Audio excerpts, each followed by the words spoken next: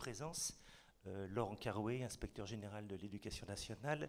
Je remplace Guillaume Fourmont, qui est journaliste à la revue Carto, Diplomatie, Proche et Moyen-Orient, hein, que vous avez dans tous les kiosques. Il a le Covid, il est bloqué à Aix, hein, donc je le remplace volontiers, et en même temps c'est quelqu'un de qualité, de grande qualité humaine et professionnelle, et je voudrais saluer son engagement permanent au festival. On lui enverra un petit mot de votre part tout à l'heure. Alors, je voudrais passer la parole. On va avoir donc sur l'Europe, hein, une table ronde et d'échange surtout, hein, sur les limites de l'Europe et son contenu. On a donc deux interlocuteurs. Je vais les laisser se présenter. Bonjour, Étienne Touret, je suis maître de conférence en géographie et je viens parler sur l'Europe parce que j'ai fait une thèse consacrée à ce sujet dont je vais vous parler un petit peu là pendant cette conférence. Michel Fouché, géographe en retraite. Michel Fouché est donc géographe en retraite, il a été diplomate aussi, hein, responsable de l'IHEDN, et a beaucoup travaillé aussi avec les militaires, enfin il nous en parlera peut-être. Et je vous signale son dernier ouvrage que vous pouvez trouver au Salon du Livre, Arpenter le monde, mémoire d'une géographie politique. Hein, donc merci Michel et nos félicitations pour cet ouvrage. Alors peut-être on va essayer d'introduire après pour laisser aussi la place au débat avec vous, hein, dans la salle. Alors on va s'interroger, on va organiser la matinée ensemble autour de 3-4 grands thèmes. Le premier, c'est la définition de l'Europe à la fois comme un territoire, hein, et comme un territoire et ses limites, et comme donc un objet géohistorique, hein, et essayer de décliner un peu les processus, hein, qui aboutissent à la situation actuelle, mais qui n'avaient rien de fatal. Hein. On a eu des bifurcations ou des recompositions dans l'histoire de l'Europe, dans son rapport à la définition et dans sa conception même de ses limites spatiales et de son emprise territoriale. Michel, tu veux introduire ? Je commencerai par deux citations. D'abord Lucien Febvre, conférence au Collège de France, 1945. Je cite ça parce que les Européens fondateurs, c'était des gens qui avaient connu la guerre. Ceux qui ne l'ont pas connue ont eu une vision plus technocratique et économique de la construction européenne. Une dernière fois, replaçons devant nos yeux la série successive des incarnations européennes. L'Europe, c'est un nom flottant et qui pendant longtemps n'a pas su sur quelle réalité exactement se poser. Alors ces réalités, en réalité, elles sont politiques, donc institutionnelles. Encore une fois, hein, depuis 2 jours, on parle d'interaction entre géographie et politique. On est exactement dans ce cas-là. Et qui commande? Est-ce que ce qu'on appelle la géographie ou est-ce que c'est le politique? Alors ma réponse, c'est que la géographie de l'Europe est dans sa politique, et non pas l'inverse. On peut parler de l'Oural tout à l'heure en discussion, mais ne perdons pas de temps, ça a été évoqué dans le débat hier sur la Russie, mais on y reviendra. Autre citation d'un jeune ancien étudiant de l'école normale, Alexandre Mirles, qui a fait un tour des cafés européens avec des entretiens. Et il cite un poète biélorusse, Adam Globus, qu'il a rencontré à Minsk au café Aquarium. Penser l'Europe, c'est comme dessiner une carte. On commence par les contours. C'est aux confins de l'Europe qu'il y a de la tension. C'est là que la main tremble. C'est là qu'on se corrige tout le temps.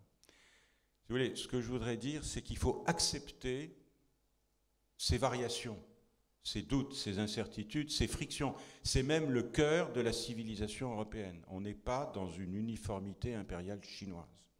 C'est pas tout le monde pareil, avec des masques et des smartphones surveillés dans ces applications.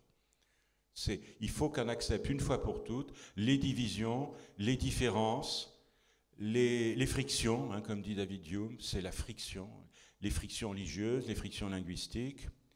Vous voyez, c'est notre force. Je dirais la division des passés, c'est notre force. Et là, je suis évidemment à l'inverse du discours médiatique permanent. Les réponses à ces questions dépendent des contextes. Pendant longtemps, on ne parle pas d'Europe, on parle de chrétienté. Je cite ça parce que ça inspire beaucoup le Parti démocrate chrétien aujourd'hui. les partis démocrates chrétiens qui restent extrêmement influents dans la construction européenne. Donc il y a cette idée, la chrétienté. Et puis au moment de la réforme de Luther, il n'est plus possible de parler de chrétienté puisqu'elle est divisée. Donc Guillaume d'Orange dit, on ne parle plus de chrétienté, on va parler d'Europe. Il y a d'autres raisons de l'emploi du mot Europe, notamment dans la lutte contre les Ottomans, à la demande du pape Pie II, qui dit aux princes chrétiens, arrêtez de vous quereller, vous êtes tous des européicos, on le dit. Hein.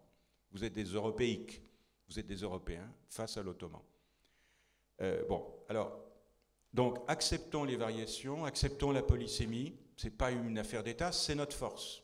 Le doute est une vertu européenne. À partir de là, les réponses qui ont été données après 1945, il y a 4 réponses différentes. D'abord, le Conseil de l'Europe de Strasbourg, qui est créé dès 1949, à la suite du congrès de La Haye de 1949, qui est un congrès, le premier congrès où des Européens qui se sont combattus se retrouvent, des socialistes et des démocrates chrétiens. Et dès la constitution du Conseil de l'Europe, eh bien, la Turquie entre en octobre 1949. Je le rappelle. Hein, et le Conseil de l'Europe est la seule institution qui se soit posé la question des limites de l'Europe, c'est-à-dire des États susceptibles d'adhérer au Conseil de l'Europe, qui est une structure autour de l'éducation, de l'état de droit, essentiellement, et de la justice. Et donc il y a une recommandation, c'est le seul texte que j'ai trouvé de définition. C'est la recommandation 1247 de l'Assemblée parlementaire en 1994. C'est-à-dire au moment où, après l'effondrement de l'Union soviétique et la multiplication de nouveaux États, pas très démocratiques, on se pose la question à Strasbourg de savoir si on les intègre ou pas. Quels sont les critères du nouveau Conseil de l'Europe? Et donc je vous lis la définition parce que, vous voyez, c'est le seul texte dont on dispose pour le Conseil de l'Europe. Ne peuvent en principe devenir membres du Conseil de l'Europe que les États dont le territoire national est situé en totalité ou en partie sur le continent européen, et dont la culture est étroitement liée à la culture européenne. Les frontières de l'Europe n'ont pas été, jusqu'à présent, été fixées avec précision en droit international. D'ailleurs, on ne voit pas pourquoi ça serait fixé en droit international. Mais bon. En conséquence, le Conseil de l'Europe doit lui-même se baser, en principe, sur les limites géographiques de l'Europe généralement acceptées. Donc c'est la question de l'Oural, qui coupe la Russie en deux. Donc l'Oural, ce n'est pas une frontière politique. En raison de leur lien culturel avec l'Europe, l'Arménie, l'Azerbaïdjan et la Géorgie auraient la possibilité de demander leur adhésion à condition qu'ils indiquent clairement leur volonté d'être considérés comme faisant partie de l'Europe. Alors le lien culturel, la Turquie fait déjà partie du système. Dans le cas de la Russie, eh bien, la Russie fait partie du Conseil d'Europe, comme vous le savez. Et sur la base du précédent turc, puisque c'est en partie en Europe, en partie en Asie. Donc, la Russie, on peut s'étendre au-delà des frontières géographiques de l'Europe, d'autant que seul 1/5 de sa population vit en dehors de ce qui est considéré comme la partie européenne de la Fédération. Et que ce pays est engagé sur la voie de la démocratie. On est en 1994. La Russie est engagée sur la voie de la démocratie. Donc il y a l'idée, ils ne sont pas complètement dans le territoire européen, mais le plus gros de la population est du bon côté, si j'ose dire, de l'Oural. Et puis il y a cette orientation démocratique. Alors il y a le Kazakhstan qui pose problème. Alors Kazakhstan, l'extrême ouest est peuplé de Russes. Et lui aussi, c'est une partie du territoire européen conventionnel, ce qui n'est pas vrai. Mais en fait, ce pays n'est pas tourné vers l'Europe, tourné entre guillemets. Donc les critères combinent, pour le Conseil de l'Europe, la culture, histoire et valeurs, la politique, une transition démocratique à encourager, l'intention d'un rapprochement et la représentation d'un continent classique dont les limites seraient l'Oural et le Bosphore. C'est la grande Europe. Bon. En fait, c'est une vision idéale d'une Europe réconciliée à la fin de la guerre froide. C'était ce qu'il fallait faire et c'est évidemment ce qu'on a raté dans les relations avec la Russie et dans les relations entre les États-Unis et la Russie. Vous avez une autre définition de l'Europe qui est celle de l'Alliance Atlantique, hein, dont le siège dans Strasbourg, maintenant on passe à Bruxelles, l'Alliance Atlantique. Hein. Il y a aussi la Turquie. Hein. Il y a 26 États européens, plus le Canada et les États-Unis. L'Alliance Atlantique, c'est une entité structurante de l'espace européen, notamment en matière d'infrastructures et de pipeline. Parce que pour faire la guerre ou pour se défendre, on a besoin de pétrole, de voies de transport, etc. Vous avez aussi une autre structure européenne qui est l'OSCE, Organisation de la sécurité et de la coopération en Europe. Le siège est à Vienne. Elle inclut tous les États européens, plus la Russie, puisque ça a été fait, bien sûr les États-Unis et le Canada. Donc là, on est dans le schéma de Vancouver à Vladivostok. Et là, ce n'est pas une formule creuse, c'est une limite institutionnelle. L'OSCE, son siège est à Vienne, elle est très faible actuellement, divisée, elle s'occupe de surveillance électorale quand on veut bien la laisser faire, elle s'occupe de Balkans occidentaux et elle essaye de s'occuper des affaires du Donbass. Mais c'est une structure européenne qui s'occupe de sécurité en Europe et c'est le seul lieu de dialogue institutionnalisé entre Washington et Moscou. Et puis bien sûr l'Union européenne. Alors l'Union européenne, les critères dans le traité de Rome, c'est l'article 49, c'est très simple, tout État européen peut devenir membre de l'Union européenne. Mais on est renvoyé à la question, qu'est-ce que c'est qu'un État européen? Donc il y a toujours... Mais vous voyez, ce que je veux dire, c'est quand je dis la géographie de l'Europe instituée et dans sa politique, c'est que chaque institution, après la guerre, pour reconfigurer un continent dévasté, puis après la guerre froide, pour essayer de reconfigurer un continent complètement transformé par la fin de l'Empire russo-soviétique, à chaque fois, on a des réponses institutionnelles, et chaque institution a ses propres limites. Je pourrais parler de Schengen, de la zone euro, mais tout ça, vous le connaissez par cœur. Donc, ça veut dire, Michel, qu'on a quand même un continent à géométrie variable, et que selon les thématiques, les grands enjeux, et puis l'histoire, on a des structurations qui se superposent et qui ne correspondent pas. Oui, alors simplement, il y a en quelque sorte une zone de coïncidence, hein, qui est l'Europe occidentale, ce que j'appelle l'Europe carolingienne, élargie. L'Europe carolingienne élargie. Alors là, il faut peut-être quand même réfléchir. Tu nous as parlé des deux États, en fait, à cheval, la Russie et la Turquie, hein, qui sont en fait, qu'on peut définir comme deux États eurasiatiques. Est-ce qu'on peut dire que les Russes jouent encore la logique eurasiatique et plutôt européenne, et la Turquie, c'est tout le débat qu'on a eu hier avec Christian Pires et Sylvie Berman. Il y a une école géopolitique eurasienne ou plutôt eurasiste en Russie, mais elle est minoritaire. Et Sylvie Berman rappelait qu'à Vladivostok, il y a une publicité coréenne, venez découvrir touristique, venez découvrir l'Europe à Vladivostok.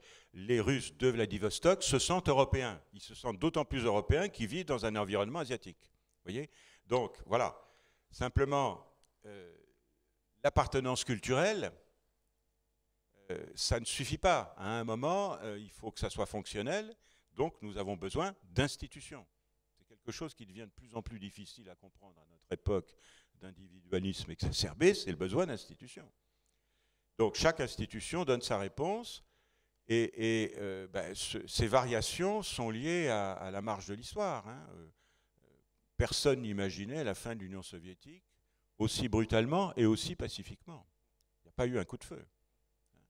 Donc il a fallu s'adapter. Alors l'Alliance Atlantique s'est étendue. L'Union européenne s'étend, mais ça c'est un autre sujet, si vous voulez. À partir du moment où on accepte le fait que les institutions fixent en quelque sorte leur propre géographie pour fonctionner, après il faut accepter que les institutions aient des limites variables. Mais ça c'est un autre sujet, c'est la question des élargissements. Très bien. Tu veux intervenir pour compléter ou... Oui, bien sûr. Alors, moi, je vais dire les mêmes choses un petit peu que ce que Michel Fouché nous a présenté, c'est-à-dire, oui, effectivement, la géographie de l'Europe, elle est dans le politique. C'est d'ailleurs assez remarquable de voir que dans les moments de tension, sur des questions de politique européenne ou sur des questions qui touchent indirectement des politiques européennes. On a beaucoup parlé de crise migratoire ou de tensions sur la frontière extérieure de l'Europe actuellement. La géographie, souvent, et la discussion des frontières de cet espace européen revient sur le tapis. Je vais revenir un peu, donc j'ai dit que j'avais fait une thèse sur la Turquie. En fait, moi j'ai fait une thèse pour essayer de voir comment on pouvait délimiter cet objet mal défini auquel nous renvoient les différents textes. On l'a dit, hein, le traité constitutionnel européen, par exemple, nous renvoie, article 49, à tout État européen qui respecte les critères de l'article 2, qui sont donc des critères de respect des droits de l'homme, de respect des minorités, tout un ensemble de choses qui sont liées aux valeurs de l'Union européenne, mais le terme de tout État européen n'est pas défini. Et la limite géographique, une limite qui serait en quelque sorte presque administrative, n'est pas clairement établie. Et comme dans le cas du Conseil de l'Europe, le fait de renvoyer à un continent européen n'est pas moins problématique. Pour ceux qui ont suivi la conférence de Christian, à laquelle participait Christian Grattalou hier, j'imagine, vous avez dû pas mal parler de l'histoire du continent européen. Le continent européen, selon les textes, selon la tradition dans laquelle on se situe, est extrêmement variable dans ses limites. À une époque, on a privilégié l'Oural, mais à d'autres époques, ça a pu être d'autres types de limites. Ça peut être des fleuves, le Don, enfin peu importe. Le Bosphore lui-même est problématique. Quand vous vivez à Istanbul, vous pouvez franchir plusieurs fois par jour. Il y a même une ligne de métro qui traverse le Bosphore en ligne sous-marine. Vous pouvez franchir le Bosphore plusieurs fois par jour. Donc cette référence à un substrat culturel qui serait soit une civilisation, soit un continent, est problématique. Donc, moi, ce que j'avais essayé de faire, ça a été de poser la question un petit peu aux Turcs eux-mêmes, je vais y revenir un petit peu après, mais à partir d'un moment de tension précis qui est le débat sur le traité constitutionnel européen en 2005, pour ceux et celles qui s'en souviennent. Moi, c'était ma première élection, donc ça m'avait pas mal... la première fois que je votais, j'avais 18 ans, ça m'avait pas mal secoué. On a un débat général qui est, doit-on adopter ou non une constitution européenne ? Et de manière assez violente, dans le débat de l'époque, on a la question de l'intégration de la Turquie à venir, qui est candidate depuis 2000, qui se pose et qui émerge dans le débat public. Et on a pas mal de personnalités politiques de premier rang qui s'expriment, la Turquie elle est européenne, ou pas.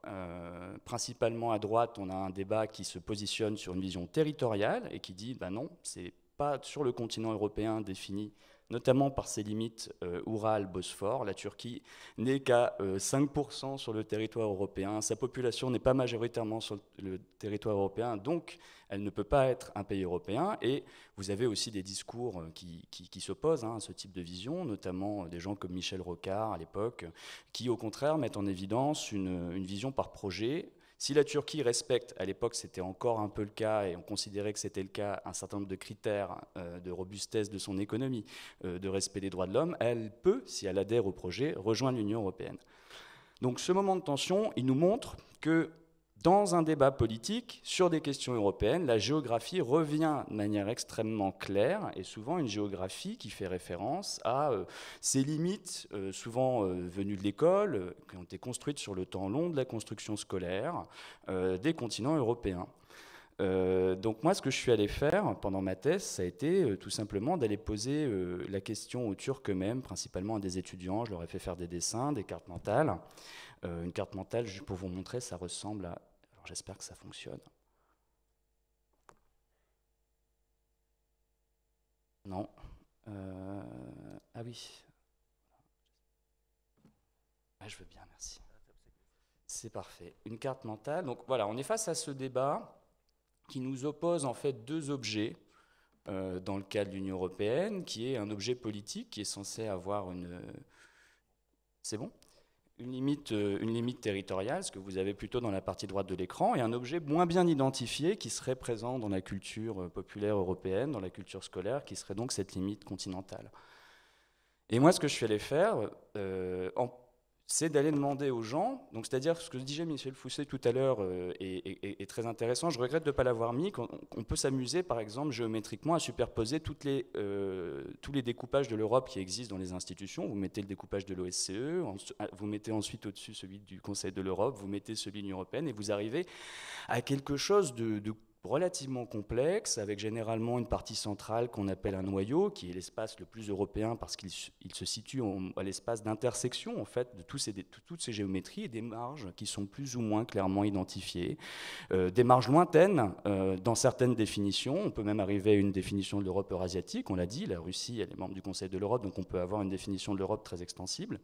Et à l'inverse, vous avez des définitions plus restrictives. Et la Turquie, comme la Russie, ont la particularité d'être dans pas mal d'endroits dans cette géographie des superpositions institutionnelles qui se situent dans la périphérie immédiate. Donc moi, ce que je vais faire, en plus de cette démarche qui pose la question de l'Europe par les institutions, c'est d'aller voir ce que les gens, en fait, les habitants, pensent de ces découpages. Si on est face à un problème de représentation culturelle, cette Europe continentale, comment elle est représentée par les populations. Alors ça, j'ai fait ça sur la Turquie. Aujourd'hui, je le fais sur d'autres pays européens dans le cadre d'autres projets de recherche.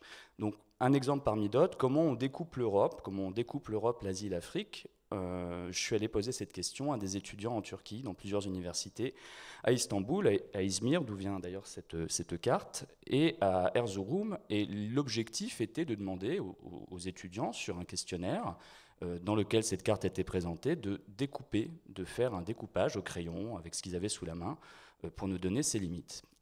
Et assez rapidement, on tombe, quand on accumule, quand on superpose toutes les cartes, donc à peu près, là ici, 600 cartes, on arrive sur, encore une fois, des noyaux, des franges, des périphéries, quelque chose qui nous montre que cette limite, elle n'est pas forcément la même pour tout le monde. Vous avez des endroits, dans la partie centrale qui est en rouge, où vous avez une fréquence d'inclusion des pays à l'intérieur des découpages de l'Europe équivalente à 100%, des territoires qui sont, de manière presque certaine, au regard de ces cartes mentales en Europe, par rapport à d'autres espaces qui sont plus problématiques. Et sans aller trop loin, pour en garder un peu pour la suite du débat, ce qui est intéressant dans le cas de la Turquie, c'est que cette réponse, elle n'est pas claire non plus pour les Turcs. Vous avez ici la Turquie qui se situe dans des niveaux d'appartenance, dans cette enquête, autour de 50%, ce qui signifie qu'au sein de la Turquie même, les gens ne sont pas d'accord sur le fait que le Bosphore soit la limite. Laurent Carouet en parlait. Le Bosphore est-il une limite ? D'un point de vue turc, c'est problématique. Il y a certaines personnes qui vont mettre souvent leur pays en Europe, d'autres non. Et la plupart du temps, ces volontés d'intégrer ou pas leur pays dans l'Europe est parfois due à l'adhésion à une représentation continentale, mais parfois aussi due à des volontés politiques de se projeter dans un ensemble. Donc, mais là, ton échantillon d'étudiants qui sont quand même, qui représentent 5% ou 10% de la population turque, est-ce qu'il n'y a pas un biais social et culturel en t'adressant aux catégories de la population turque les plus évoluées et les plus ouvertes ? Oui, c'était justement, c'est complètement assumé ce biais, le fait d'étudier les étudiants et de ne pas mener une enquête stratifiée, au-delà du fait que c'est très coûteux une enquête stratifiée et que dans le cadre d'un doctorat, on peut difficilement en conduire. Oui, c'est assumé, c'était aussi une manière de dire, prenons, il y a tout un discours. On a parlé du programme Erasmus très rapidement hier dans certaines conférences, qui dit que les futures élites de l'Union européenne, ce sont les étudiants qu'on est en train de former, que c'est une population qui est théoriquement plus sensible et plus acquise au projet européen. Donc l'idée, c'était un peu de prendre ce parti pris, d'aller poser la question à une population, justement, qu'on pouvait moins accuser d'être europhobe ou bêtement europhobe, on pourrait dire. Donc au sein même d'une population qui théoriquement est plus susceptible d'adhérer au projet, on n'a pas forcément quelque chose qui est aussi clair que cela. Mais je pourrais revenir dessus, je n'ai pas envie de monopoliser la parole à ce stade du débat. Bien sûr. Laquelle ? La première ? Celle-ci ? Michel, parce que là, on voit bien, on a des limites institutionnelles très différenciées, qui évoluent dans le temps, qui évoluent dans l'espace, dans leur contenu, et qui sont articulées à un projet ou à un moment historique.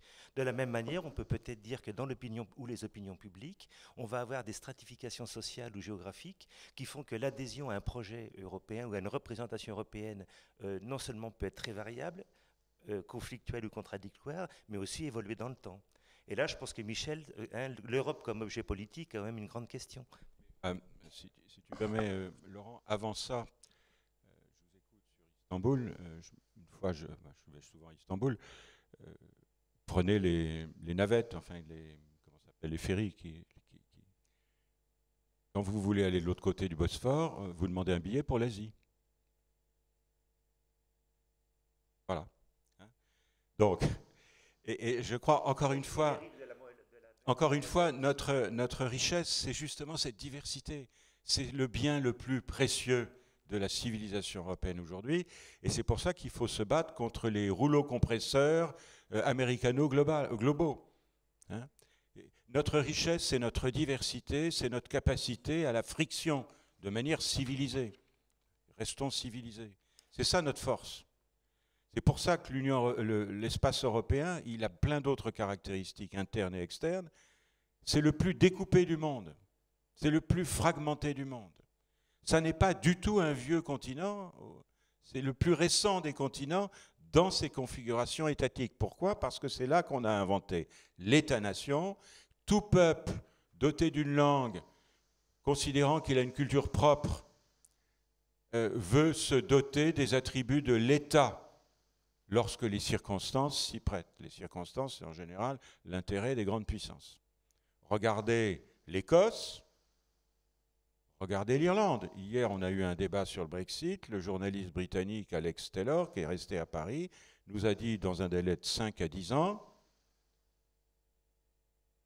l'Irlande du Nord demandera un référendum d'unification. Pourquoi? Parce qu'il n'y a pas de panne d'essence actuellement dans les stations-service en Irlande du Nord, puisque l'Irlande du Nord est dans le marché commun, et les étagères des supermarchés sont pleines. Vous voyez? Donc, et puis en plus, ils ont le droit constitutionnel de demander de faire un référendum sans l'autorisation. Je reviens sur cette carte. Il y a eu des variations, en gros, mais les choses sont fixées déjà dès l'époque grecque et dès l'époque romaine. Hein. Le découpage tripartite, Avrupa, Evropa, qui veut dire l'Ouest, en fait, qui veut dire l'Occident. Hein. C'est la même chose que Maghreb, hein, Occident. Vous avez l'Asie et vous avez Ifriqiya, au sud de la Méditerranée. Bon. Et ça évolue, le Don, mais l'Arax, mais tout ça, c'est très à la marge, si vous voulez. Alors, l'histoire de l'Oural, c'est important parce que c'est en effet dans toutes les écoles. De Gaulle emploie l'expression une quinzaine de fois. En fait, d'où ça vient, ça? C'est un concept qui vient des stratèges suédois à l'époque de Charles XII, qui sont en rivalité constante avec Pierre le Grand.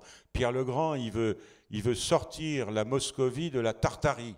Il s'ouvre une fenêtre sur la Baltique et une fenêtre sur la mer d'Azov contre les Ottomans. Il faut absolument lire une bonne biographie de Pierre le Grand pour comprendre ce qui se passe aujourd'hui. Et donc, à ce moment-là, il y a 15 ans de guerre entre la Suède de Charles XII et la Russie de Pierre le Grand.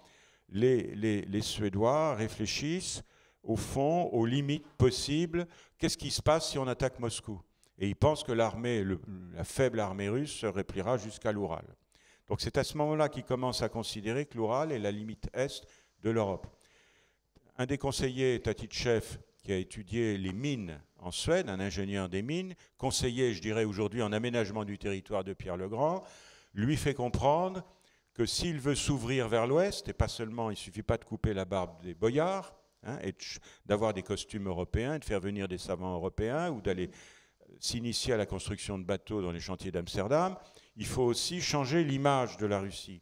Et donc, en acceptant que l'Oural est la limite de l'Europe, en réalité, le message, c'est l'Oural est à la limite est de la Moscovie. Donc la Moscovie ne fait plus partie de la Tartarie. La Moscovie devient un État européen au sens d'un État qui va se moderniser. Les questions de définition, c'est évidemment en soi, mais c'est aussi par rapport aux autres. L'idée d'une unité des intérêts des princes européens, c'est contre l'Ottoman. Et avant contre l'islam, mais surtout contre l'Ottoman.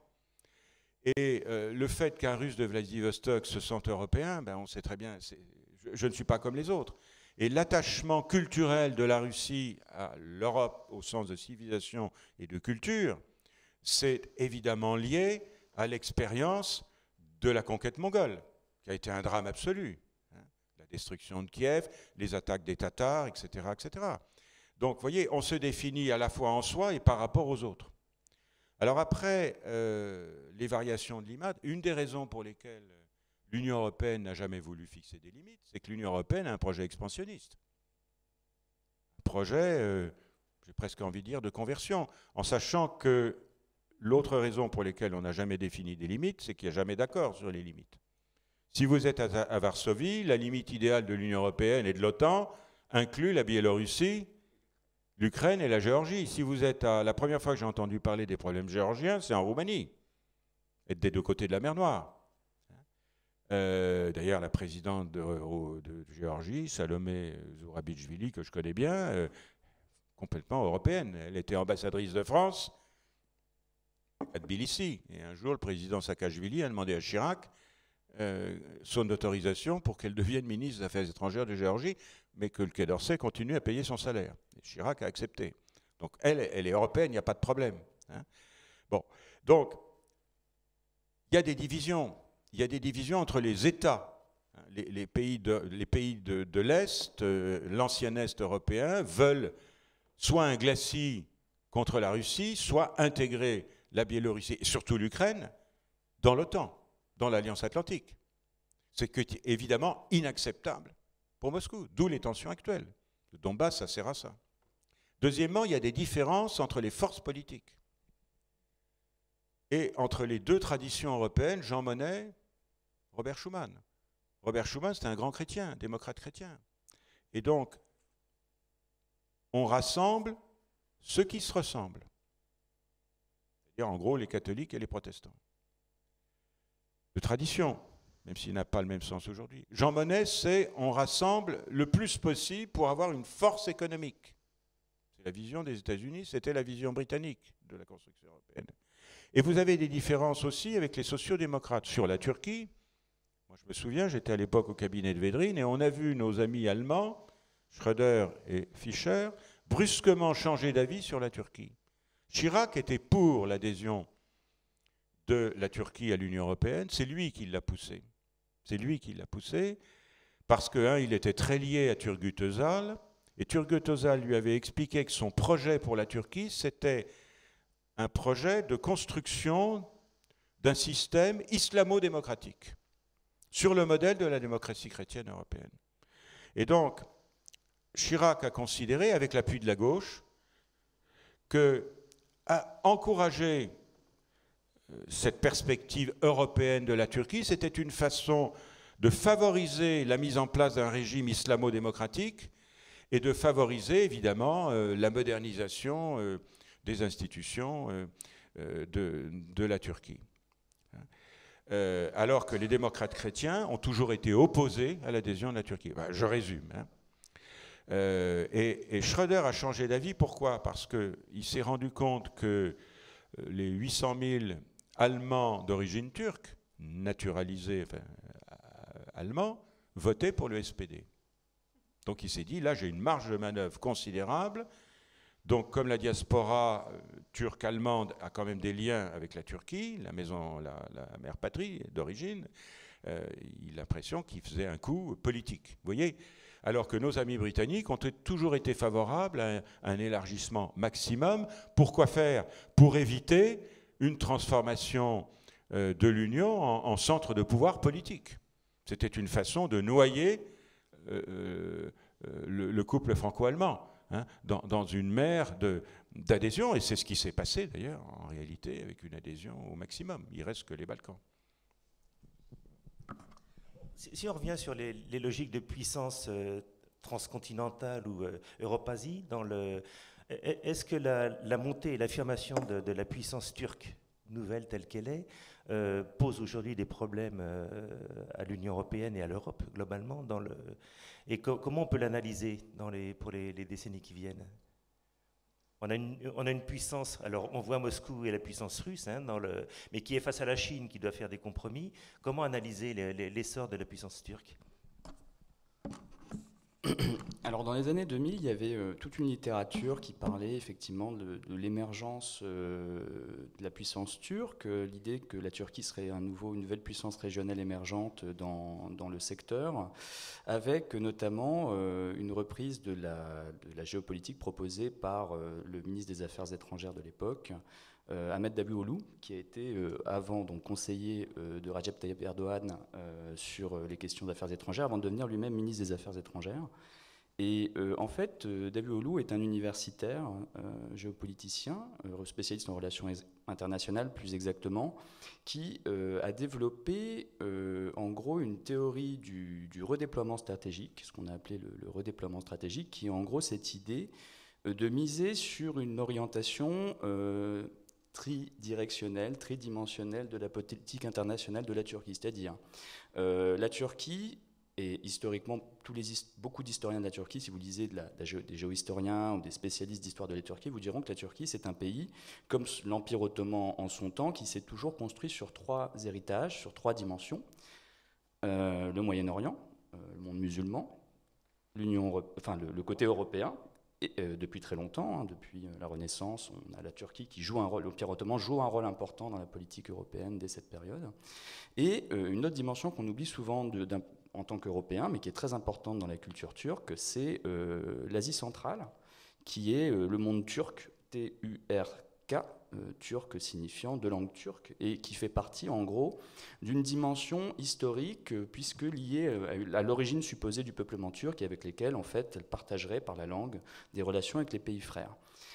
Et depuis des années, alors Davutoglu propose en gros de miser, de redéployer la politique étrangère de la Turquie sur ces 3 dimensions. Ça a l'air très innovant à l'époque, mais en fait on est dans une tradition qui existe d'ailleurs dès Turgut Özal, dit même plus anciennement en Turquie, qui s'est beaucoup réactivée à la chute de l'Union soviétique, avec cette idée que la disparition de l'Union soviétique dans un certain nombre de pays du Caucase turcophone pouvait être une opportunité pour la Turquie de redéploiement de ses relations économiques, de ses relations géopolitiques, et elle a notamment beaucoup investi dans des organisations sur la turcophonie, on dirait, sur la question de la langue turque.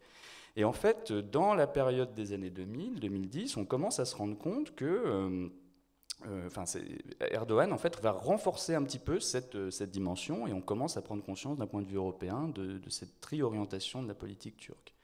Et ça passe par un certain nombre d'activités, notamment des activités, donc au-delà de la croissance économique qui est importante à l'époque, de soft power, on dirait aujourd'hui, l'idée de développer notamment l'enseignement de la langue turque dans un certain nombre de pays avec lesquels elle entretient des relations économiques, et même des pays nouveaux en quelque sorte avec lesquels elle entretient des relations, notamment les pays d'Afrique.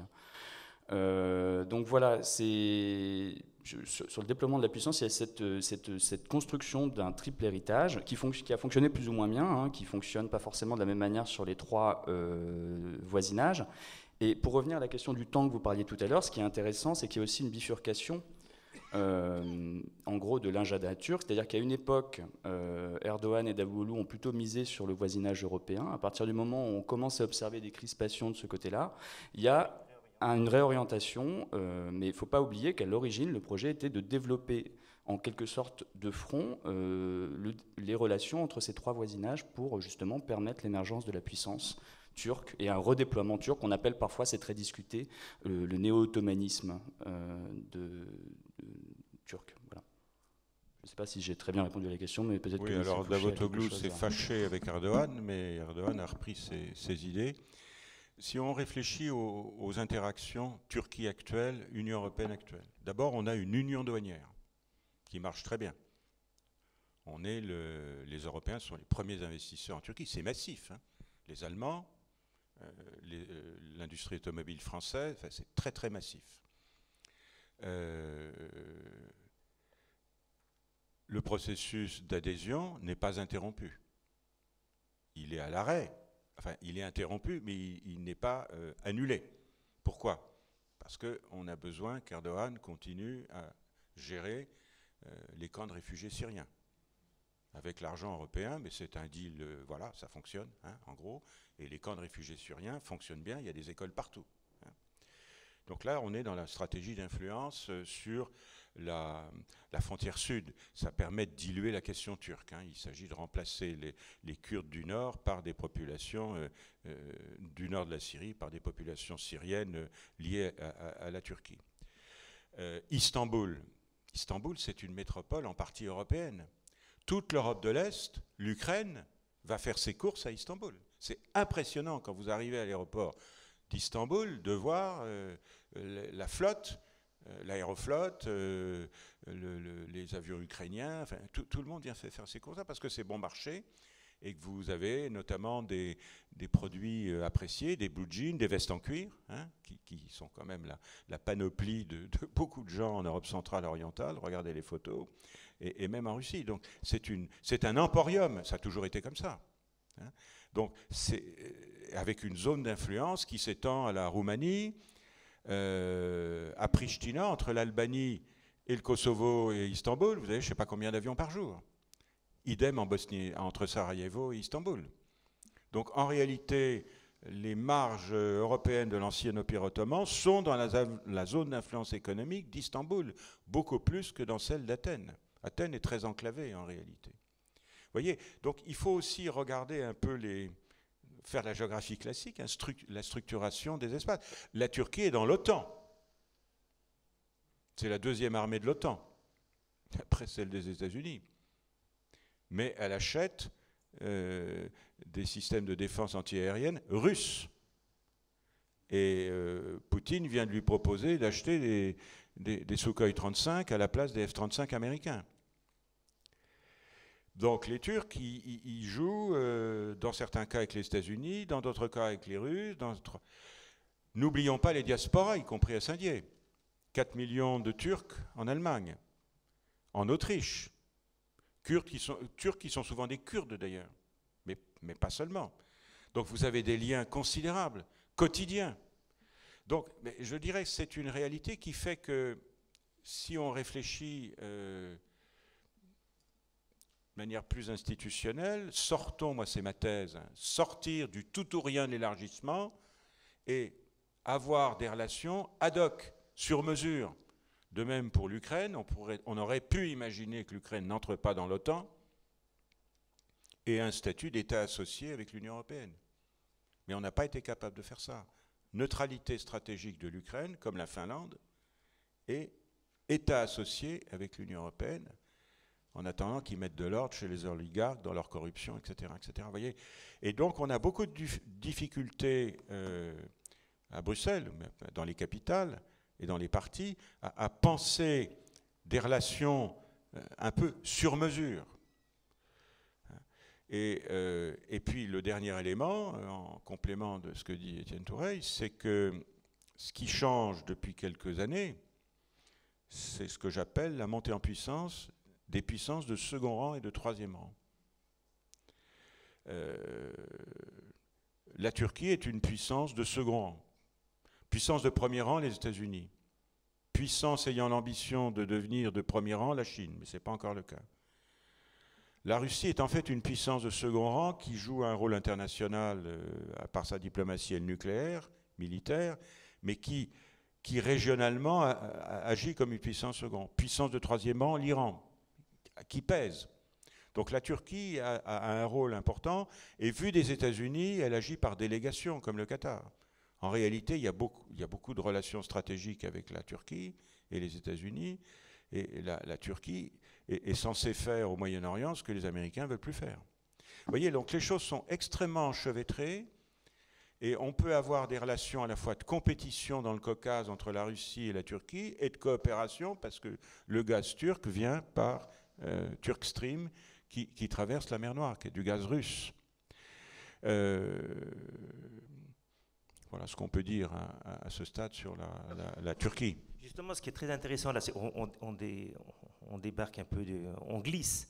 Mais en fait, ce qui est très intéressant avec le Proche et Moyen-Orient aujourd'hui, je pense en particulier à la situation de la Syrie, c'est qu'on voit quasiment deux puissances transcontinentales européo-asiatiques rivaliser ou en même temps co-gérer les marges du système au détriment d'un effacement complet de l'Europe, par exemple. Ça, je veux bien en parler, parce que c'est presque une question diplomatique. Alors, quels sont les acteurs aujourd'hui en Syrie et en Irak? Bon, les acteurs internes, donc cet épouvantable régime alawite, qui est une dictature, hein, comme dit mon collègue Jean-Pierre Philu, il n'y a jamais eu de massacre sur le sol syrien aussi épouvantable, aussi nombreux, que depuis Tamerlan. C'est ça ce qui s'est passé, hein. Quels sont les acteurs? Il y a la Turquie, parce que c'est le voisinage. Il y a l'Iran, parce que l'Iran a soutenu le régime, et l'Iran cherche un accès à la Méditerranée, y compris pour exporter du pétrole. l'Iran a vu son influence grandir après l'intervention américaine en Irak, puisque la majorité de l'Irak est chiite. Mais en fait, ce sont des chiites de nationalité irakienne. En fait, ils sont nationalistes et ils ne sont pas spécialement pro-iraniens, même s'il y a des liens religieux extrêmement forts. Donc là, vous avez l'acteur iranien et puis il y a l'acteur russe. Souvenez-vous quand même que la Russie a une vieille compétence sur le monde arabe. Ils ont été très influents en Irak. Une partie de l'élite militaire syrienne a été formée à Moscou, comme d'ailleurs le Premier ministre malien actuellement, qui est un ingénieur des télécoms de Russie. Je signale ça au passage. Le Mali indépendant a travaillé avec l'Union soviétique pendant 20 ans. Donc il y a des traces. Donc vous avez des influences. Il y a un tout petit peu les Émirats et l'Arabie saoudite. Puis je laisse Israël de côté. Donc ce monde-là se réorganise. Et en effet, nous n'avons plus de prise sur les événements. Nous n'avons aucune prise sur l'affaire israélo-palestinienne. On protège un peu la stabilité libanaise. On est actif militairement contre Daesh dans le nord de l'Irak et dans le nord de la Syrie. On est relativement impliqué quand même, notamment la France en Irak, parce que on peut se faire rembourser en pétrole. L'Irak, c'est quand même la grande éponge. On peut se faire rembourser en pétrole et puis on a des intérêts de sécurité intérieure pour nous. Tout est parti de là quand même, Daesh, nord de l'Irak. Donc on n'est pas inactif. On ne pèse plus sur les règlements. On ne pèse plus sur les règlements des conflits. Mais on est présent, on est actif. Je dirais, notre point d'appui aujourd'hui, c'est l'Irak, clairement. Et puis on a une coopération technologique intense avec Israël. Israël, c'est une grande puissance technologique. Quand Simone Peres venait à Paris, consultation diplomatique, on se mettait d'accord, nous, Français, pour dire qu'on avait parlé des questions israélo-palestiniennes, mais en réalité, on ne parlait pas de ça. Enfin, on parlait 30 secondes. On parlait technologie. Vous voyez ? Nos drones, ils viennent d'Israël, au Mali, ou des États-Unis. Donc, vous voyez, on a aidé Israël à devenir une grande puissance technologique.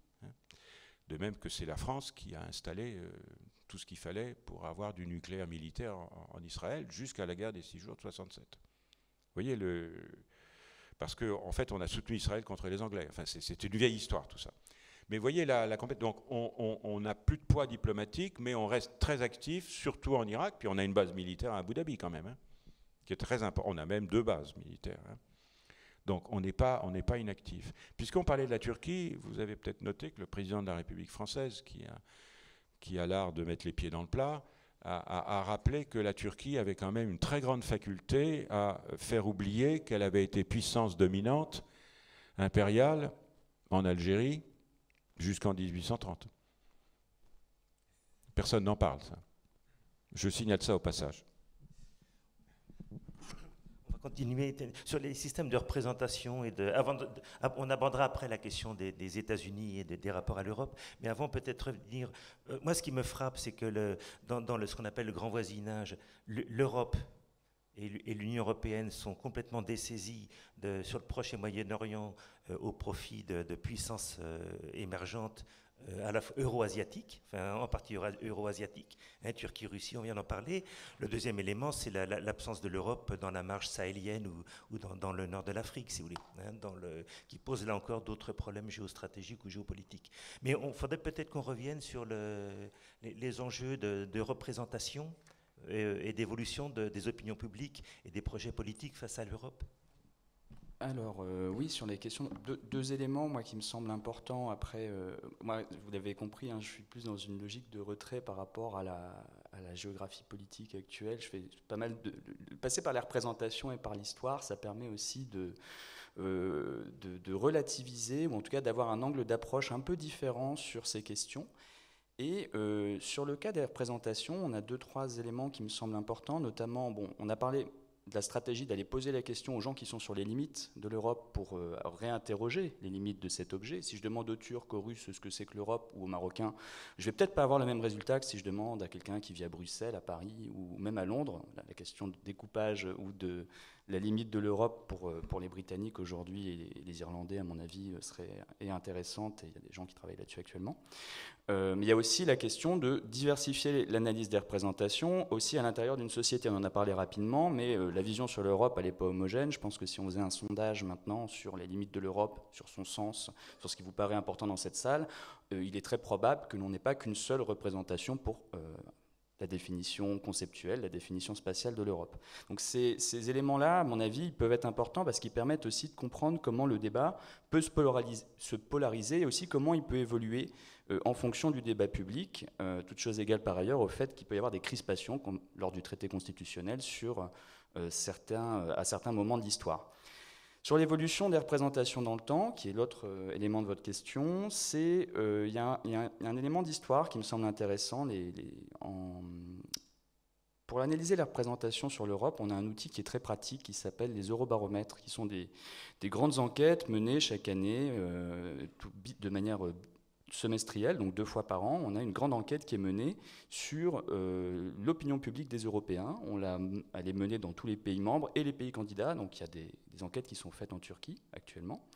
Donc chaque pays candidat, on va faire une enquête stratifiée.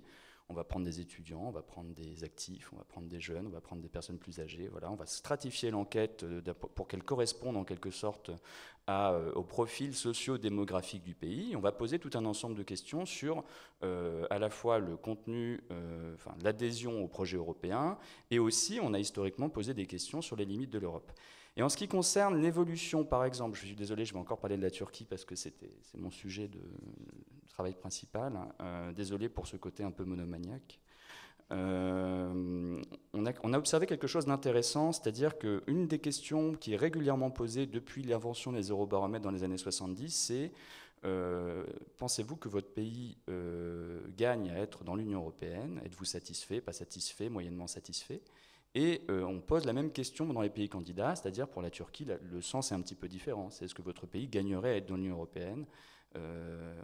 Seriez-vous satisfait, insatisfait, moyennement satisfait, très satisfait de l'intégration du pays à l'Union européenne? Et ce qu'on observe depuis maintenant une vingtaine d'années, c'est que, comme beaucoup de pays candidats, c'est une tendance qu'on a observée dans les eurobaromètres, la Turquie est un pays qui était très qui était très pro-Europe, qui était très satisfait de l'idée de rentrer dans l'Union européenne. Et avec en fait l'évolution dans le temps, notamment des relations diplomatiques avec l'Union européenne, notamment aussi du traitement médiatique dans des grands pays européens comme l'Allemagne et la France, les Turcs, parce que des relations migratoires historiques les relient à ces pays, ils lisent beaucoup ou sont très au courant de ce qui se passe dans les pays européens. Donc vous avez un débat qui se tend et qui crée des stéréotypes ou qui va tendre le débat sur la Turquie, les gens le savent. Et ce qu'on observe, c'est que depuis les années 2000, cette opinion publique qui était très majoritairement pro-intégration à l'UE, on pourrait dire, il a diminué à tel point aujourd'hui que les deux tendances ont tendance à se croiser. Selon l'année, selon l'enquête d'Eurobaromètre, on a des tendances qui peuvent être majoritairement contre l'intégration à l'Union européenne. Donc voilà, on a un renversement des tendances qui s'est opéré, et aussi, d'après les auteurs spécialistes de ces questions en sciences politiques, une polarisation plus importante de l'opinion publique sur la question. Donc oui, l'Union européenne, l'Europe, la géographie de l'Europe, de ses limites, elle est dans le politique, et ce politique, comme on le disait là, pour des raisons géopolitiques, pour des raisons de relations internationales, ou pour d'autres raisons liées à l'évolution du monde, de la sphère médiatique, de la sphère publique, elle va évoluer, et parfois même sur des temporalités relativement courtes, et pas uniquement celles des grands empires ou de la géohistoire. Tu as parlé des grands empires. On pourrait peut-être aborder maintenant la question de l'Europe un peu à l'échelle mondiale, et peut-être, Michel, revenir sur le rapport aux États-Unis, le lien transatlantique, et puis le projet nord-états-unien pour l'Europe. Oui, sur la Turquie toujours. L'Empire ottoman a conquis Constantinople, mais s'est moulé dans les structures très efficaces de l'Empire byzantin. Et toutes les élites administratives de la Sublime Porte, c'était des balkaniques convertis. Donc vous voyez, il faut... j'aime bien les frontières et les limites, mais j'aime bien le flou aussi. C'est-à-dire on est dans des interactions permanentes, c'est tout à fait fascinant. L'autre remarque, c'est que le régime d'Erdogan a évolué, c'est-à-dire il a abandonné l'idée d'un projet islamo-démocratique. Mais il a utilisé la négociation d'adhésion avec l'Union européenne pour éliminer toute influence politique de l'armée. Il n'est pas acceptable pour un pays candidat que l'armée soit au pouvoir. Et il a réussi après le coup d'État raté, évidemment, d'il y a quelques années. Sur les États-Unis, 2 ou 3 remarques. Au moment de l'adhésion en Europe centrale et orientale, c'était l'idée qu'on rejoignait, non pas l'Union européenne, mais ce qu'on appelait la famille euro-atlantique. La famille euro-atlantique. Je n'ai jamais aimé ce terme, mais je comprenais bien ce que ça voulait dire. Et d'ailleurs, le grand élargissement du 1er mai 2004 pour l'Union européenne a été précédé de quelques semaines de l'entrée dans l'OTAN. C'est une façon de rappeler qui est le chef. Sauf que on entre dans l'OTAN et on se met à niveau après, donc c'est facile d'entrer dans l'OTAN, c'est une décision technique, puisque la mise à niveau commence après. Alors pour l'Union européenne, on rentre quand on est prêt.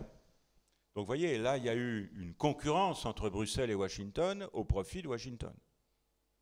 Et donc pour les États qui se sentent menacés à tort ou à raison par la Russie, pays baltes, Roumanie, Pologne surtout, menacés dans leur sécurité pour les pays baltes, menacés dans ses ambitions régionales pour la Pologne, c'est un pays offensif en réalité, la garantie de sécurité, elle est américaine. Elle est américaine. Et puis l'Union européenne, c'est le tiroir-caisse. Je pousse un peu. Mais vous voyez, et donc, les seuls qui ont toujours eu, jusqu'à Trump, une vision claire des limites souhaitables de l'Union européenne, c'est-à-dire des limites souhaitables de l'OTAN, c'est les Américains. Et la vision claire, je reviens à mon point de départ, c'est le Conseil de l'Europe, sauf la Russie. C'est ça la vision américaine classique. Lorsque Obama va à Ankara, il fait un discours sur la Turquie, les liens bilatéraux, et il dit « Il est dans l'intérêt des États-Unis que la Turquie entre dans l'Union européenne ». Exactement le même discours que celui de Bush. Une grande Europe stabilisée, protégée par les États-Unis, rendue prospère par l'Union européenne et le grand marché et les transferts de fonds, capable de faire pièce à la Russie. C'est ça la vision. Alors, c'est en train de changer parce que, tout simplement, la centralité de l'Europe, aux yeux des Américains, a beaucoup diminué. Et on est tellement aliéné qu'on en est triste. Mais il faut qu'on accepte qu'on n'est plus au centre du monde américain. On n'est pas un problème pour les Américains, sauf quand on est concurrent, au plan économique, ou technologique, ou financier. Mais on n'est pas un problème. On devrait être une solution, vue de Washington, dans la rivalité avec la Chine, ce que nous devons refuser naturellement. On n'a pas à se mêler de tout ça.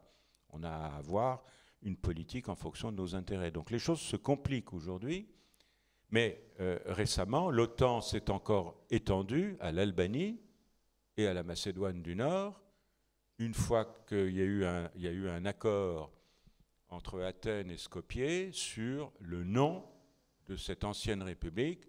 On a accepté que ça s'appelle Macédoine du Nord, et du coup, la Grèce a levé l'obstacle à l'adhésion de la Macédoine du Nord à l'OTAN, alors que les Bulgares bloquent le processus de négociation de la Macédoine du Nord avec Bruxelles, parce que les Bulgares imposent une déclaration des Macédoniens rappelant que ce territoire a fait partie de la Grande Bulgarie et que la langue macédonienne, en réalité, c'est du bulgare.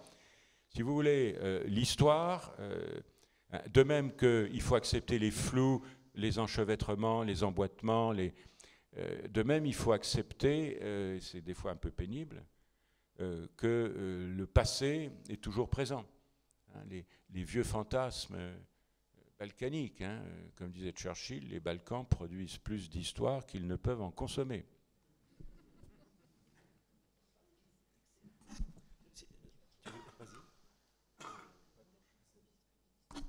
Non, oui, sur les vieux fantômes, je n'ai pas grand-chose à ajouter. Juste j'ai parlé des trois voisinages de la Turquie dans lesquels elle essaie de développer sa diplomatie. Ça, c'est le fantasme, c'est ce qui est dans les livres d'histoire et c'est ce qu'utilise la géopolitique. Vous avez des travaux de pas mal de chercheurs comme Étienne Copeau qui ont montré que ces trois mondes, donc l'Asie centrale, l'Europe et le Moyen-Orient, ils sont montrés comme étant les trois dimensions possibles du voisinage turc. Dans la politique internationale, ça ne fonctionne pas vraiment. Depuis les années 90, vous avez des gens comme Beren Balji qui ont travaillé sur ces questions, qui ont montré que la politique, notamment de développement du turc dans le Caucase, elle se heurtait quand même à une puissance quand même assez encombrante qui est la Russie. Donc en fait, la limite de l'expansion turque, ou en tout cas des relations diplomatiques turques, c'est la présence historique de la Russie dans cet espace. Et même d'un point de vue linguistique, c'est-à-dire que la langue commune utilisée entre ces différentes populations théoriquement turcophones, c'est plutôt le russe. Quand vous voulez faire du commerce dans le Caucase, vous parlez russe. Et historiquement, pour d'autres raisons, même si ça a été énormément transformé par l'effondrement en tout cas la guerre civile en Syrie, il y avait quand même un certain nombre de blocages historiques dans les relations avec les pays arabes au sud qui empêchaient aussi cette volonté d'étendre le voisinage vers le sud. C'est pour ça aussi peut-être qu'historiquement, depuis la Seconde Guerre mondiale, la Turquie était très active et très présente, notamment dans les visions type Conseil de l'Europe, type dans les projets d'intégration européens. C'est parce que les autres voisinages étaient plus ou moins bloqués, d'un côté par le rideau de fer, et dans le sud pour des raisons de difficultés de voisinage, notamment avec la Syrie et l'Irak. Oui. Parce que la Turquie, l'Empire ottoman n'a pas laissé de bons souvenirs au Moyen-Orient, hein, quand même. Donc il y a un peu une illusion là à penser qu'on peut retrouver une influence. Voilà, même chose dans le Caucase, sauf en Azerbaïdjan, qui est complètement protégé par la Turquie. Un petit mot, il n'y a pas de turcophonie. On emploie ce terme, c'est un abus de langage, comme francophonie, mais l'azéri, c'est pas du turc. Il y a une famille linguistique turcique, mais il n'y a pas d'intercompréhension. Le kazakh, l'ouzbek, c'est pas du turc. C'est un foyer initial turco-mongol, mais qui a complètement éclaté. Il n'y a pas d'intercompréhension. Il faut faire un peu attention à ça. Il y a beaucoup de reconstitutions comme ça en géopolitique. C'est le domaine du rêve. Restons les pieds sur terre. Et en fait, ces politiques néo-ottomanes, elles trouvent en effet des limites. Ce qui fonctionne pour la Turquie, c'est il n'y a plus de première... Au gros, le nord de l'Irak n'est plus un sanctuaire pour le PKK, hein, on n'en entend plus parler, et le nord de la Syrie n'a pas vu se former une espèce d'entité autonome sous contrôle kurde. Et donc Erdogan utilise l'argent européen pour fixer les réfugiés syriens sur les portions de frontières qui l'arrangent. Donc là, ils ont une vraie politique de voisinage. Ils ont complètement soutenu l'attaque militaire de l'Azerbaïdjan l'été dernier contre les enclaves conquises par l'Arménie en 1998. Poutine a laissé faire pendant 15 jours parce qu'il voulait punir le président démocrate arménien. Et puis après, il a repris les choses en main et les forces de maintien de la paix sont russes. Mais la Turquie a obtenu un corridor vers la Caspienne. C'était son but de guerre. Et il a gagné. Moi, je ne suis pas très confiant dans l'avenir des relations russo-turques si on regarde le passé. Il y a eu 14 guerres au XVIIIe siècle. L'Ukraine a été dévastée. C'était le champ de bataille. Hein. Et je dirais le fond de la pensée, mais là on sort du FIG, hein, on est plutôt dans un colloque diplomatique. Nous, notre intérêt, c'est d'avoir un contrepoids turc face aux tentations néo-impériales russes. Hein. Même s'il faut dialoguer avec la Russie. Mais franchement, le Donbass, les conflits gelés, c'est quand même problématique tout ça. Et donc, vous voyez, il faut... Aujourd'hui, c'est très très difficile de... Si vous voulez, c'est l'intérêt de toutes ces réunions, c'est qu'on sort des caricatures et des stéréotypes médiatiques.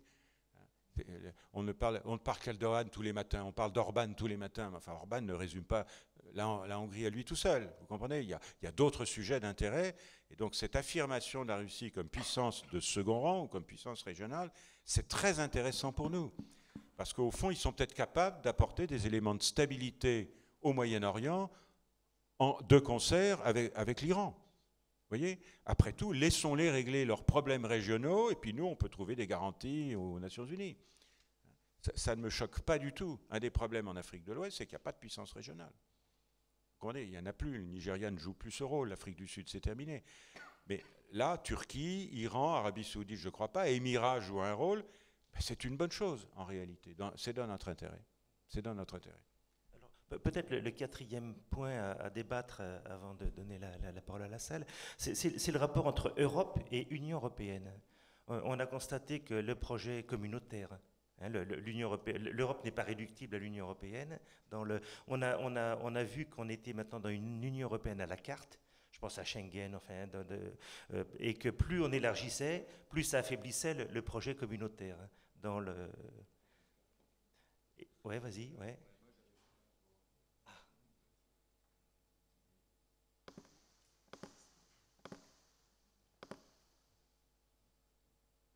Excusez-nous de ces petits problèmes techniques. Donc, comment... Voilà une carte qui... voilà, on va le mettre. Bon, ça c'est le... Voilà, c'est toute l'histoire, si vous voulez. Ah, bah, zut, oui. Donc ça c'est toute l'histoire, hein, c'est une carte que je fais pour le rapport Schuman, avec Pascal Orsier, hein, de la construction européenne. Alors, attendez, les élargissements successifs jusqu'au retrait britannique. Hein. Donc il y a une logique, hein, le noyau à 6, après le départ du général de Gaulle, Pompidou accepte l'entrée du Royaume-Uni. Du coup, ça entraîne le Danemark et l'Irlande. Après, il y a ce soutien à la démocratisation en Espagne et en Grèce. La révolution des œillets, donc c'est l'Europe du Sud.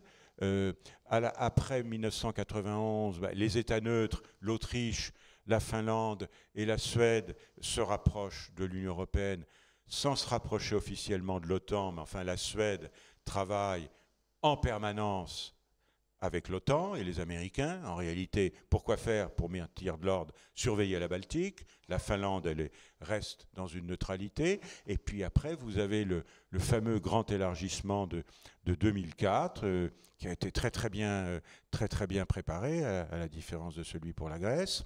Et vous voyez, qui permet une extension, mais qui se combine avec l'élargissement de l'OTAN. Hein. Là, il y a coïncidence parfaite. Ensuite, Roumanie, Bulgarie, puis la Croatie plus récemment. Et puis, il reste la question des Balkans occidentaux, qui pose beaucoup de problèmes. Mais enfin, les Balkans occidentaux aujourd'hui, c'est 18 millions d'habitants. Leur importance stratégique a beaucoup diminué. Et le PIB des Balkans occidentaux, c'est celui de la Sicile.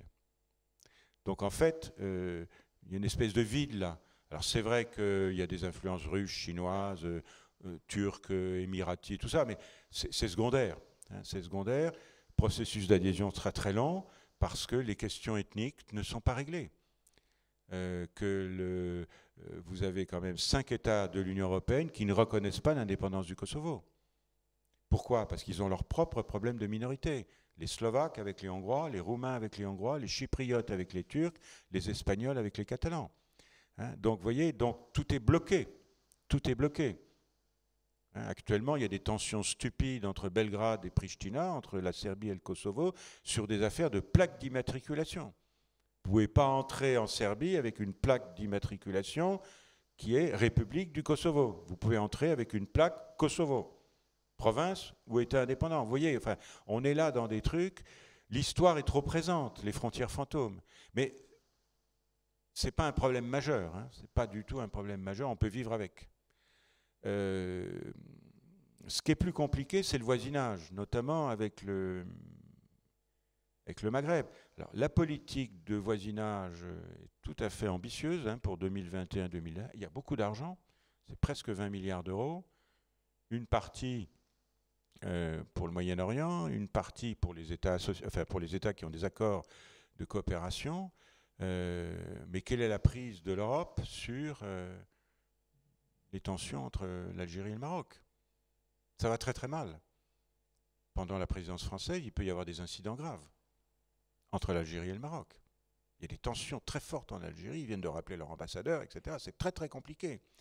La Cour de justice européenne vient d'annuler un accord commercial entre l'Union européenne et le Maroc à la demande des diplomates du Front Polisario, parce que cet accord inclut le Sahara occidental. Mais la réalité, c'est qu'on n'a plus de prise. C'est pareil, c'est comme la Turquie, le Maghreb, c'est les diasporas, très actives. Au fond, il y aura un débat tout à l'heure là-dessus sur le monde arabe, mais ce qui est très intéressant, si vous voulez, dans nos réflexions à nous, c'est qu'au niveau des sociétés, des diasporas, des familles, du commerce à la valise ou du commerce de conteneurs, il y a eu une thèse là-dessus, cabas et conteneurs, ça marche très bien. C'est au plan politique que c'est bloqué, à cause de la nature des régimes. Mais là aussi, il y a une très très forte intégration. À Alger, on regarde plus la télévision française qu'Al Jazeera. On dit que les Algériens, les téléspectateurs, louchent un peu, parce qu'il y a un œil sur Al Jazeera et deux yeux sur TF1. Mais vous voyez, voilà, c'est très intégré. On parle français. On se fait engueuler par le pouvoir algérien hier en français. Donc il y a un espace francophone, mais ça intéresse l'Espagne, l'Italie. On y a des intérêts de stabilité, mais on n'a pas de prise sur l'évolution des régimes et on n'a aucune influence pour dire l'argent européen doit servir à la réconciliation entre Alger et Rabat. On n'a pas de prise là-dessus et je crois qu'il faut qu'on l'accepte, de même qu'il faut accepter qu'on n'est plus le centre du monde des Américains. Il faut arrêter d'être orphelin, on n'est pas orphelin, on est adulte. Il ne faut pas être malheureux de ça, mais enfin en Pologne ils sont malheureux comme tout. De même, il faut accepter qu'on n'a plus prise sur tout ce qui se passe autour de nous. Il faut trouver d'autres modalités, peut-être plus terre-à-terre. Moi, je regrette qu'on ait diminué de 50% les visas, parce que ça crée des tensions et ça va faciliter l'immigration illégale. Mais on le fait parce que les pouvoirs en place n'accordent pas les laissez-passer consulaires pour les gens qui doivent rentrer. Il y a beaucoup de mauvaise volonté. On a des États qui instrumentalisent le fait migratoire. Vous voyez, donc c'est très très difficile. En fait, une des caractéristiques stratégiques de l'Union européenne, c'est qu'on a le voisinage le plus compliqué du monde. On n'a pas cette situation aux États-Unis entre le Canada et le Mexique. On a un peu Haïti, on a eu Cuba, bien sûr, autrefois, mais c'est fini. Les frères Castro sont out. C'est la région du monde qui a les voisinages les plus compliqués. Et donc, si vous voulez, on peut plus se contenter d'avoir un projet de marché et même de réconciliation. Il faut avoir un projet que j'appelle de centre de pouvoir, capable précisément de promouvoir valeurs et intérêts dans un voisinage complexe. J'ai fait un calcul un jour, les 2/3 des crises graves du monde se situent dans un rayon d'action de 5 heures de Paris. 5 heures, c'est Bamako. 5 heures, c'est pas beaucoup. Vous voyez ? Et là, on a un défi, et le risque que je vois maintenant, c'est qu'on s'est renforcé depuis 2 ans, on a pris conscience de nos intérêts communs, on peut être tenté par une sorte de repli sur soi. On est plus fort, mais on peut se replier parce que le voisinage est compliqué. C'est un risque. Tu veux ajouter quelque chose ou on passe la parole à la salle ? Deux mots qui vont dans le sens Deux mots pour compléter ce que vient de dire Michel Fouché. Il y a un vrai problème, pour le coup, de géopolitique de l'Europe, c'est-à-dire de définition d'un projet, une représentation commune de ce que peut être la limite de cet espace de projet. Moi, je suis assez fasciné de voir que selon que l'on est dans un pays d'Europe orientale ou dans un pays d'Europe plutôt occidentale, on n'a pas la même limite de l'Europe en termes d'étendue. Généralement, dans les représentations sociales, un Français, un Allemand va avoir une vision plus restrictive. Pour lui, les pays comme la Pologne ou la Hongrie ne sont pas forcément très européens, alors qu'à l'inverse, pour les pays d'Europe orientale, cette Europe, elle est beaucoup plus large, elle va même plus loin, on l'a dit, jusqu'en Ukraine. Elle évolue dans le temps, elle est sensible aux effets médiatiques, et ça m'amène un peu sur la même conclusion que vous. C'est un sujet aussi qui peut-être manque de vision parce qu'il est lointain médiatiquement, politiquement. C'est assez rare en fait d'avoir des moments où on discute d'Europe dans les colloques de grand public en géographie, je trouve. Et la question finalement des représentations sociales, est-ce qu'elle n'est pas qui sur l'Europe ne se situe aujourd'hui que sur certaines thématiques très spécifiques et très violentes, comme la question migratoire, comme les questions de géopolitique, comme les questions de Brexit, elles interrogent en fait ces représentations sociales. Aujourd'hui, vous avez parlé hier, lors de la conférence, d'un resserrement du projet européen autour des gens qui sont des pays qui sont restés face à l'effet du Brexit, cette espèce de réaction qui ferait que tout le monde serait solidaire maintenant pour maintenir le projet. Moi, ma question, c'est dans la population, pour le grand public, pour tout le monde, pour le citoyen, est-ce que ça va, cet événement, déboucher, j'ai pas l'impression que ça soit complètement le cas, sur une prise de conscience et la volonté de définir de manière plus précise une limite géographique et un projet politique qui reste assez nébuleux si on s'en tient aux définitions institutionnelles. Bien. On a 10 minutes, un quart d'heure pour échanger avec vous. Donc on va peut-être prendre 2-3 questions pour essayer de commencer à alimenter les débats. Qui veut prendre la parole? On a un micro dans la salle, oui, il est devant.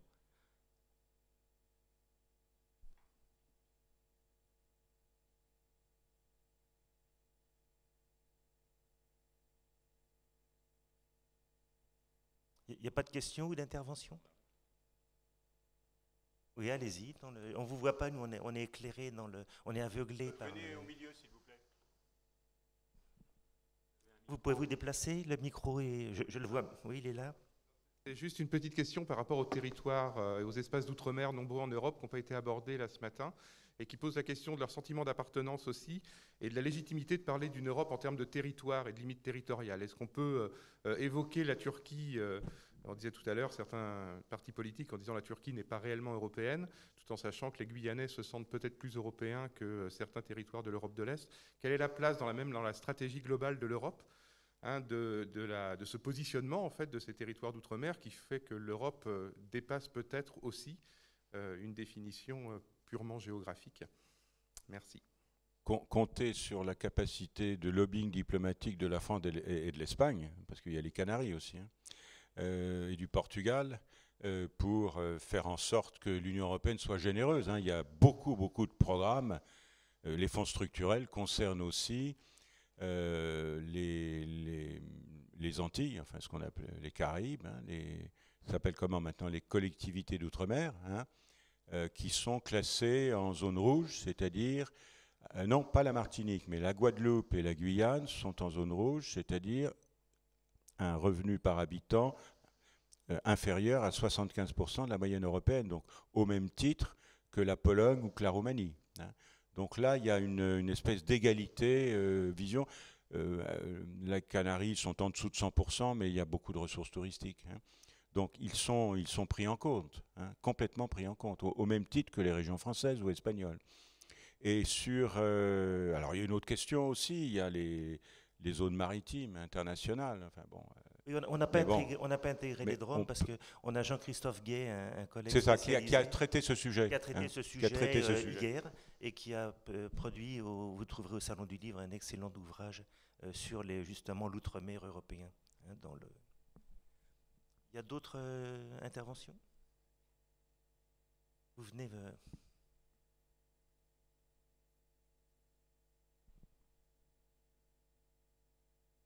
chauffer la voix avant. Oui, c'est ça, exactement. Non, je voulais parler d'un sommet qui a eu lieu ce printemps entre l'Ukraine, la Géorgie et la Moldavie aussi, qui a une nouvelle présidente pro-européenne aujourd'hui, et Charles Michel, en tant que représentant des pays de l'Union européenne. Et je trouve qu'effectivement, c'est là que se joue aussi cette question des limites de l'Europe avec... ces trois pays qui aujourd'hui disent travailler pour un avenir européen, en tout cas en ce moment. Et donc voilà, quel avenir pour ces trois pays qui finalement, est-ce qu'ils sont condamnés à être éternellement les victimes un peu de cette double zone d'influence entre Russie et l'Union européenne? L'Ukraine, oui. L'Ukraine, oui, malheureusement. Ukraina, ça veut dire confin, Quand un pays s'appelle confin, c'est qu'il ne sait pas où. À chaque fois que j'ai été invité à Kiev, c'était pour faire des conférences sur les frontières. Et je disais à l'ambassadeur, mais ils ne savent pas où ils sont. C'est très compliqué, c'est très compliqué l'Ukraine. Parce que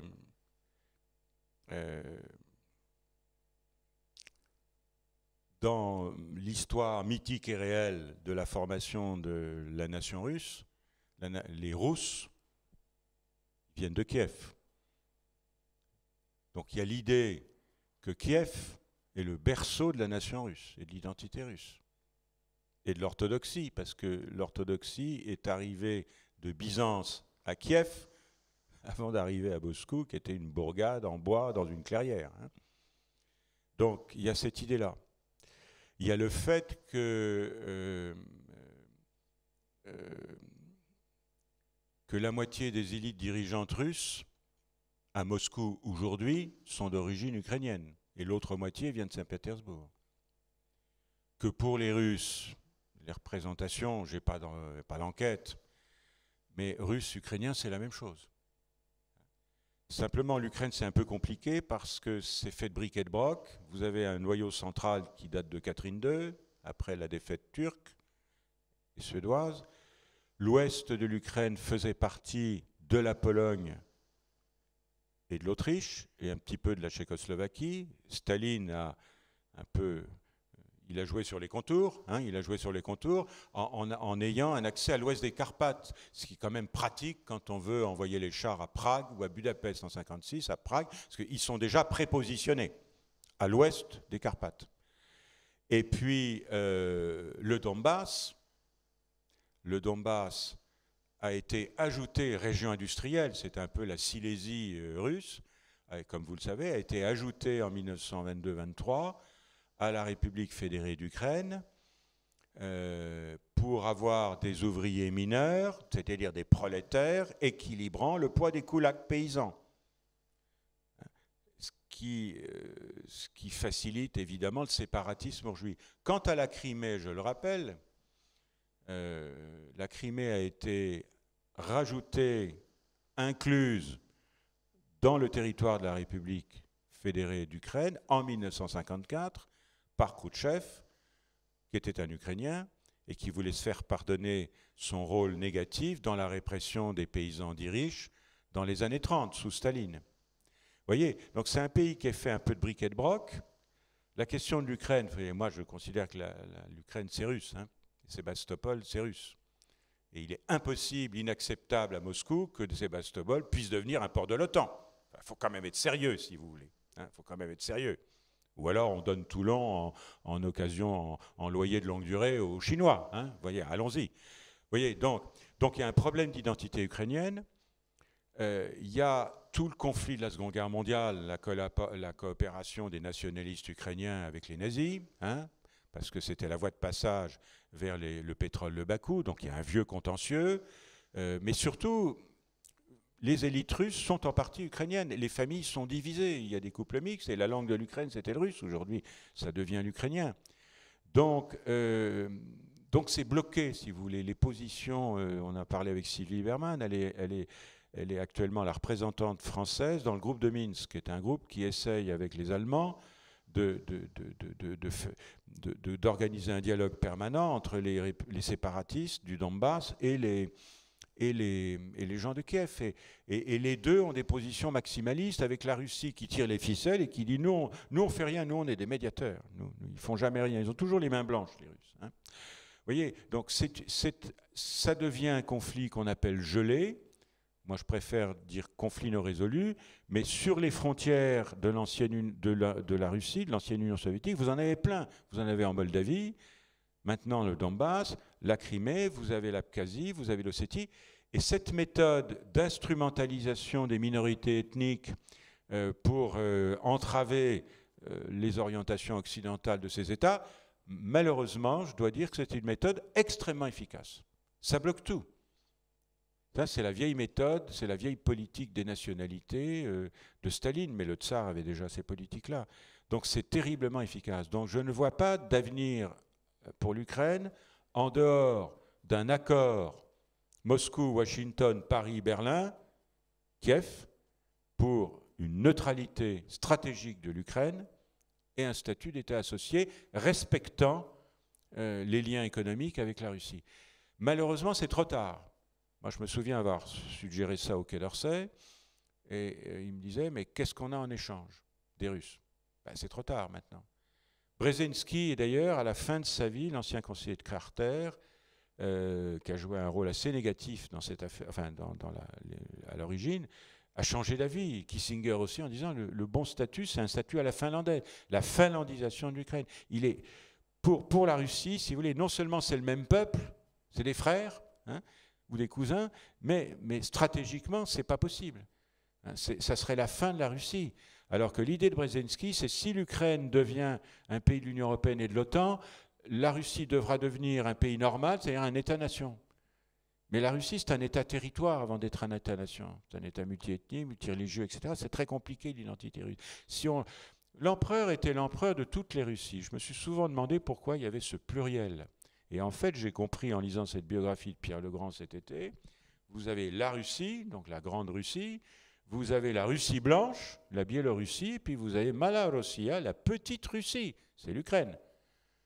Poutine ne parle pas de l'Ukraine, il parle Novorossia, la Nouvelle Russie, c'est celle de Catherine II. Vous voyez, donc, on s'y est très mal pris dans notre volonté d'étendre l'OTAN au maximum.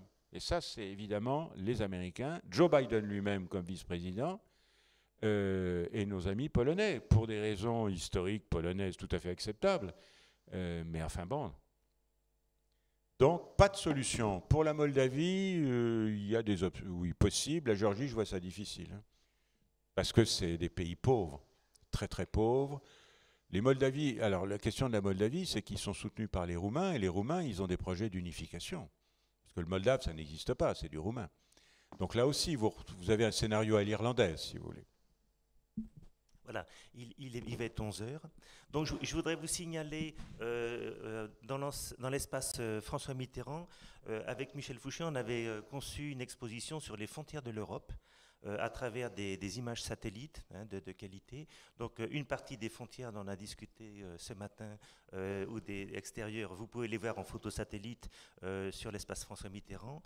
On vous remercie de votre présence, de votre patience, de votre qualité d'écoute, et on vous souhaite une très belle fin de figue et un bon dimanche.